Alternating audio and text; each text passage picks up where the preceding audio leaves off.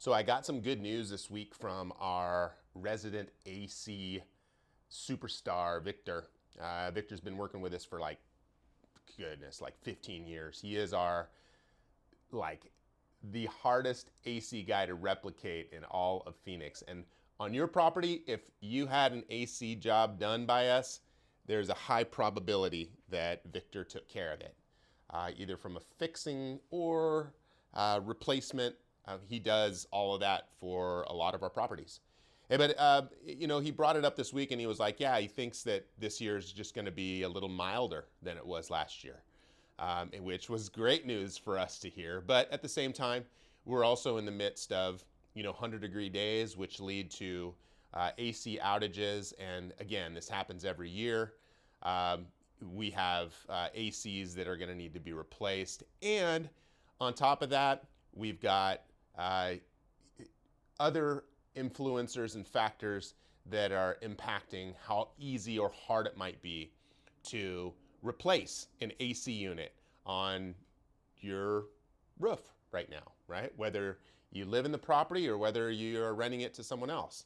So, the question becomes, and this is something that I want to share with you, and one of the biggest challenges for us in real estate as property managers is separating ourselves from the good news, the bad news, right? Because in our business, how we have to look at things is it's just news. It's not for us to make the decision as to whether it's good or bad. We just have to come with a solution that solves the problem. Usually when these things are brought to us, this news comes in the form of some sort of challenge or issue or problem. We just have to solve it. We've got to figure it out. And what helps us in staying true to what we need to do, first and foremost, is like the Arizona landlord-tenant law. Like that's super, super helpful. It gives us a really solid guideline of how things need to happen when it comes to tenants' rights, owners' rights. How do we need to navigate that stuff? Awesome. It's relatively straightforward. Then on top of that, there's also the piece that comes back to what do we do, right? What are the things that we choose to do or have the choice to do? What are the things we should do, right? Just because maybe we feel it's the right thing to do. And then, it's the balance, right? What are the things that we should do in these situations? How should we approach them? But keeping everything within this box of Landlord-Tenant Act and keeping it all similar for all parties that we service, right? All tenants that we service, all owners that we service. ACs are a big one. This one's coming up here. We're in real-time mode as the summer begins.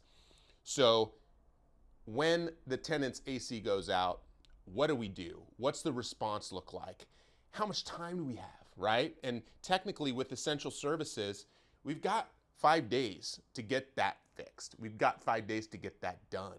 But when it comes to, what does that person do in the interim? How hot is it? What's going to happen? These are all questions that we ponder behind the scenes a lot. We keep off of your plates because 9 times out of 10, this isn't something that we want to impose on you, but these are conversations that we have to figure out what needs to happen. With an AC unit in this market right now, how easy is it going to be to replace?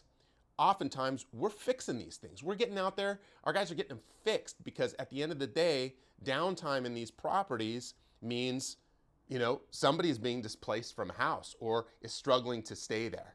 And that's the issue. That's where when the market shifts like it does from an AC side of things, some changes in the AC industry recently have been that they've shifted from this R22 refrigerant and they've gone to these other types of refrigerants. What that means for you as the owner is that the AC unit that you had on your place now for the last 10 years, when it comes time to fix it, they're probably not going to have the refrigerant to recharge it, or they may not. And on top of that, the parts that are being used for this new type of refrigerant, they don't even fit with what you got, right? So it's harder to fix them or find parts for the stuff that you had. So it comes down to replacing the unit, retrofitting the unit, figuring out how to get these pieces together, which isn't the same as it used to be just 5 years ago. It's changed. So again, Getting ahead of these things, paying attention to, how old your AC is, knowing what the status is. Like, this is only gonna get harder as the refrigerant changes and as we get hotter and hotter here in the Phoenix area, which people are expecting, even though our guy Victor said it's gonna be maybe a little milder of a summer, which I'm super hopeful for this year. So far, it's hot, right? And, the only people that have to pay for that financially are gonna be yourself, but at the same time, the people who pay for that are your tenants. Better tenants, happier tenants are tenants that are gonna stay. That's what we like to build around here, is that mindset of keeping tenants around, because it's better for everybody. I hope you guys can appreciate that. I hope you're staying cool.